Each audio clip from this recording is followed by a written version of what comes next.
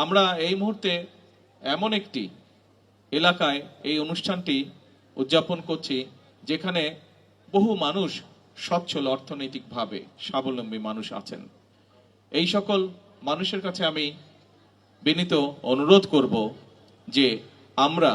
প্রত্যেকটি মানুষ যারা সচ্ছল, যারা অর্থনৈতিকভাবে স্বাবলম্বী, আমরা যদি আমাদের আশেপাশে এইরকম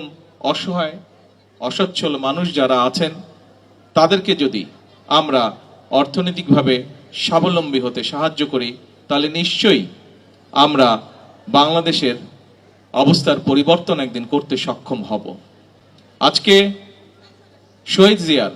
৪৫তম শাহাদাত বার্ষিকীতে একজন রাজনৈতিক কর্মী হিসাবে সমগ্র বাংলাদেশের সকল অর্থনৈতিকভাবে স্বাবলম্বী এবং সচ্ছল মানুষের কাছে আমার বিনীত আহ্বান থাকবে, আসুন, কোনো রাজনৈতিক বিষয় নেই, এটি হচ্ছে একটি মানবিক বিষয় এবং সেই মানবিক বিষয়টিকে সামনে রেখে